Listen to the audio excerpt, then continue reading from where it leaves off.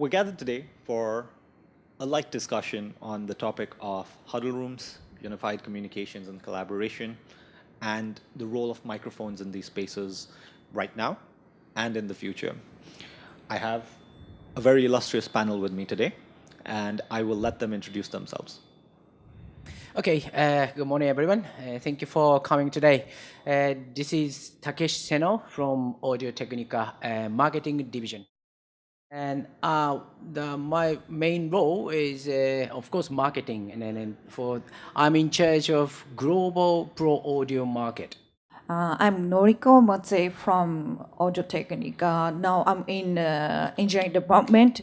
I was a microphone engineer before, and after that I joined to the product and project management team. Okay, good morning, everyone. I'm Leo Tansil from Indonesia.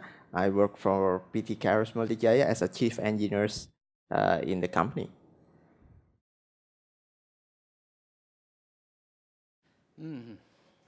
Gen Y. I was trying to think about the Gen Y, but maybe I'm too old to think about that. But anyway, for the a digital kind of networking generation, maybe the people wants to focus on the quality of the video, especially kind of end users mainly. But actually the quality of the sound is maybe equally or more important than the quality of the video, I think. Because, maybe you explain somewhere, with a video conference system. If you can hear the far end voice, then what did you say? No, if you can ask them, so maybe it makes you quite irritating and then frustrated. So maybe the microphone is one of the key things to keep the video conference comfortable, I think. Yeah, I think I agree with that. I just recently has experience where I do consultancy over the net with a video conference, and then I have problem listening to the other side, where the microphone in the other side pick up more noise compared to the actual voice who's speaking on it. That's a big problem. So I think microphone has to pay certain priority in terms of setup, stuff like that. Thanks, yeah.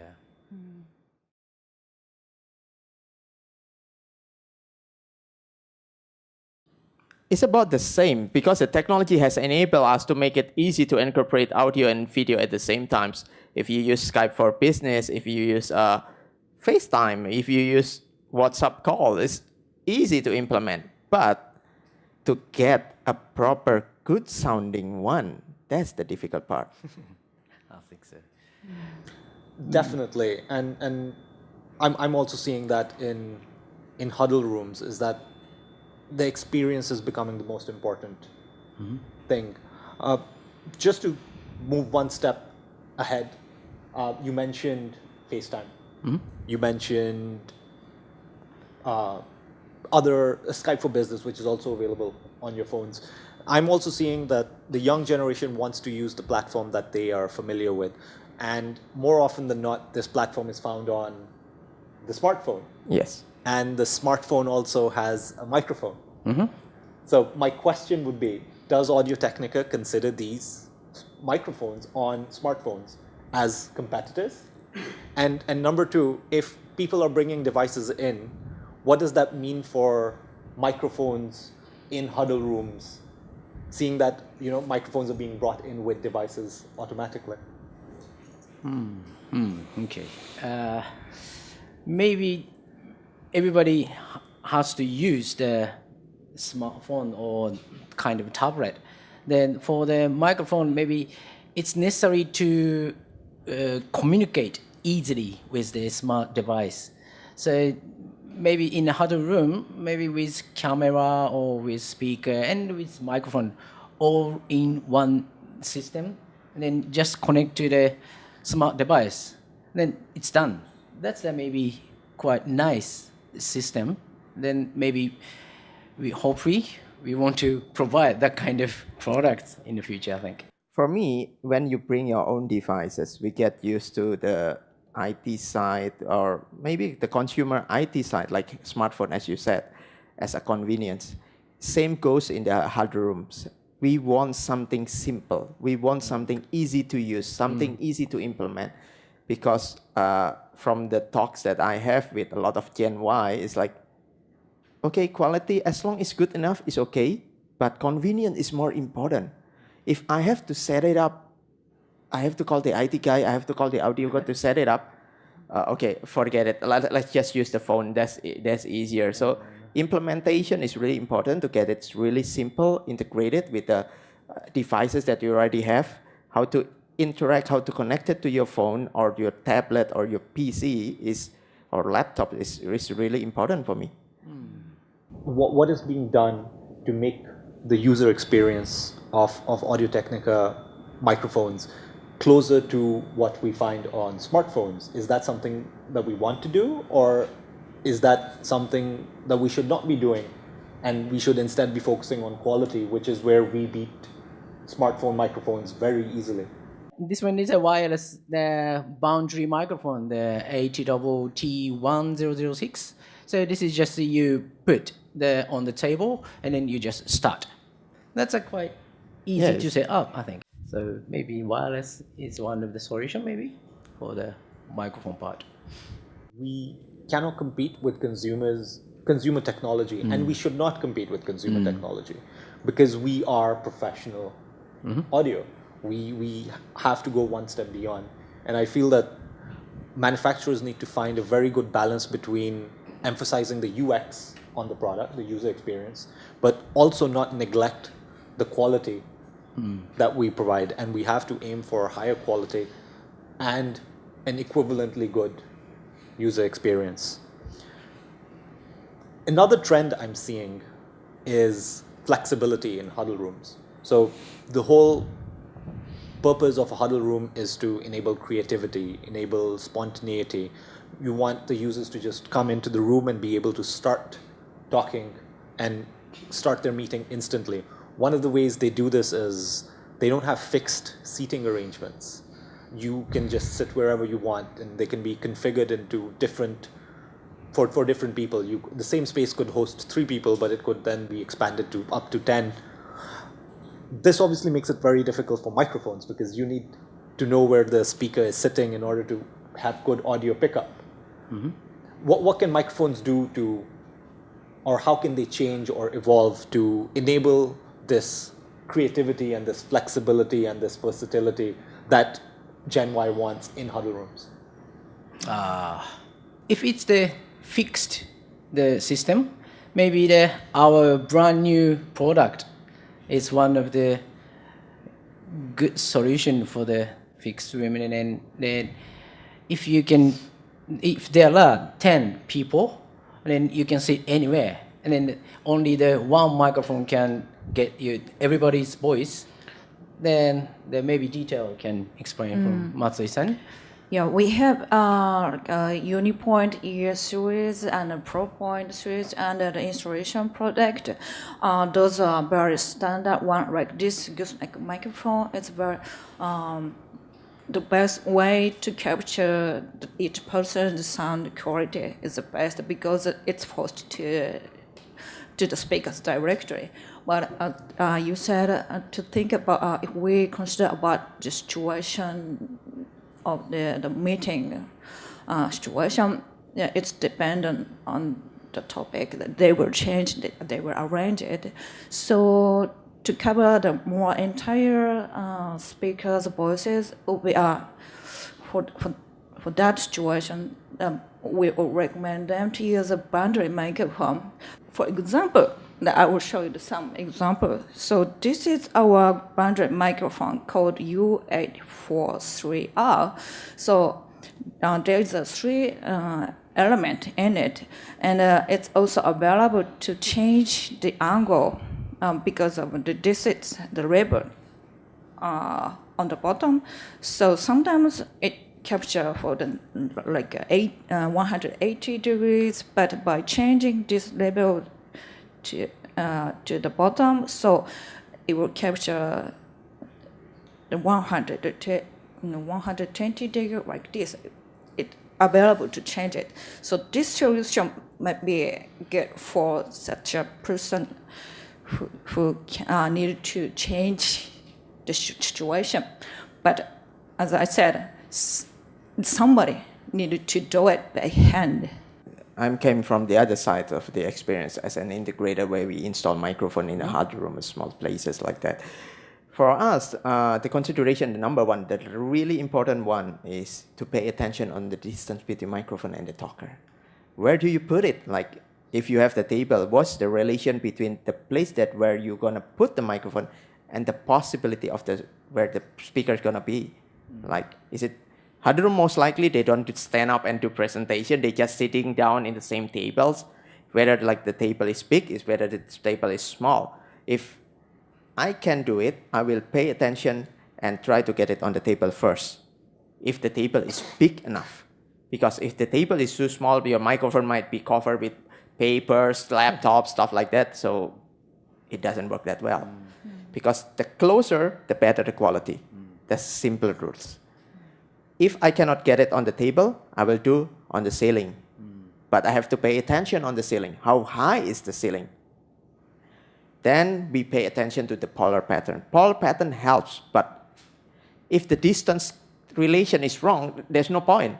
If you have like the best beam-forming microphone, but this microphone is about 6 meters from the talker, you will not get a better quality compared to normal microphone, cardioid microphone, but you place it like maybe like right now, 5 centimeters off the speakers. There's no way you can get it.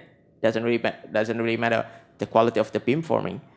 So as integrator, we pay attention to those stuff. How is the relation of the microphone? Where the speakers, like say for teleconference, there's speaker from the other side, right? Where do they put the speakers? Like underneath the television, or they put it in the middle of the tables? They put it on ceiling speaker. Pay attention to the relation also between the microphone also with the speaker. Counting on all of those things, we pick the best microphone for the job and get the best compromise, the best result for the rooms. Yeah, I think the driving factor is something that you just mentioned, which is where is the speaker? And the golden rule is always the closer the microphone is to the speaker, the better the audio pickup is going to be. And that's something that will never change. But just to explore a topic that was brought up a little bit more, beamforming is a term that we're hearing a lot in the market right now when it comes to microphones. Everyone's talking about it. You know, we're hearing a lot of marketing buzz around this term as well. Maybe our panel could explain a little bit about what beamforming is, and it's being pushed very heavily for huddle spaces. And I would like to discuss whether it is good for huddle spaces or if people should be more open-minded and check every option available. So far, apparently, it takes quite a long time to finish the setup after they install the ceiling microphone. Then the beamforming system is, I think it's the really good thing. But what we need is to get the speaker's voice properly. So, I don't know. We, of course, as an Audio-Technica, we need a beamforming microphone. But I don't know, the way how to do is a kind of key feature, I think. It make life more convenient if you cannot get the microphone close? Yes. It rejects the noise from the rooms better compared to traditional ceiling mounted microphone? Yes. But again, you cannot beat up the rules of getting closer. Is still the key. And also in the market, there's different kind of beamforming microphone, and the quality is also varied between one manufacturer to another manufacturer. The algorithm to switch the beam is also varied. Some is nice when they change between one form to another one. The other is not so seamless. Like when they switch, it's like you can really hear like it doesn't sound nice. But again, it's differing experience. What we want as a user, this is what we explain to the manufacturers. If we want something that smoothly transition between one pattern to another pattern, so it doesn't create that annoying drop, and a better algorithm for switching, detecting who is speaking, who is in conversation, like in a huddle room. Sometimes it's not like right now we are a panel. It's easy to, okay, what's your experience, Mr. Lee? What is your experience, Mr. San? But in the huddle room, people talking, people keep continuous talking. So that microphone has to understand what should I do in that case. Should I change the pattern or not? That's so the algorithm is really important. Maybe in the future when we talk about the advancement of AI, implementing AI in terms of understanding what beamform that being used is, I think is a great advantage as well. A two-part question. The first one's going to be directed at Kairos, which is what kind of microphone would you like to see in the future? Because you install them, you provide them to end users. Yes. What would you like to see from microphone manufacturers and from Audio-Technica? And then the second part of the question, directed to the panelists from Audio-Technica, would be, can you share a bit of your roadmap? What can we expect from you guys in the future? Okay, so for PT Kairos, for huddle room especially, of course, microphone is very big field, so there are a lot of combination stuff like that. But especially for huddle room, we want something simple, something easy to integrate to your devices. Either it's just as simple as just plugging to USB port in your computer, or just use Bluetooth to connect to your handphones, smartphones, or tablets, stuff like that. So easy connection to your devices. As you mentioned, bringing your own devices is becoming trend is important for us. Smarter device, and that's easy to connect, smarter devices. I mean, if you incorporate a beamforming, it's a beneficial. First for us to get it closer, but closer plus beamforming is a better solution. Better algorithm at beamforming, like switching, and maybe an indicator where the beam is aiming so people can see which microphone is being activated is helpful. Because I see if we don't get things simpler and if we don't get convenient for the user, it's going to be, our field going to be dominated by the other side, because I see that happening.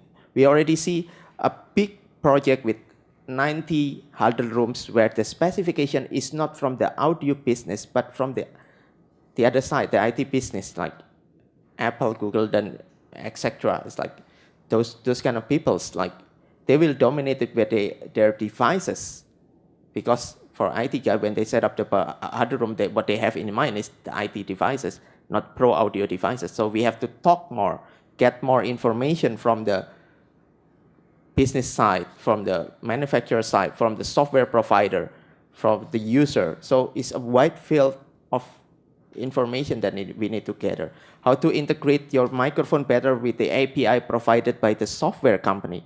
So let's say, just for example, Skype for Business is getting popular now. What API is available for them that you can utilize inside to provide a better experience for the user, for example. That's what I'm thinking is really important for manufacturer to pay attention. This is our first microphone array. So it's a sealing style. Yep. So you just decide the length from the string. So after that, this is very simple because there's no DSP on it, because just a simple pure microphone is it. So the detail is that there is 3 bidirectional condenser microphone and the only microphone in it. So with our, for example, with our ATDM0604 mixer, if you use this microphone with that mixer, so there's a preset. So by changing the gain for each element, so it can capture the area that who is talking. So it's very simple. So it's not DSP working for it. So why we introduced this microphone is, as a microphone company, it's very important to us to introduce our transducer technologies. So this brand new microphone is just focused on our traditional microphone sound quality, and with some our devices with like mixer. But it's also available to use with our competitors, the mixers, to use it. It's available. So we will give you the matrix chart. But we recommend you to use it with our mixers because there's a preset already.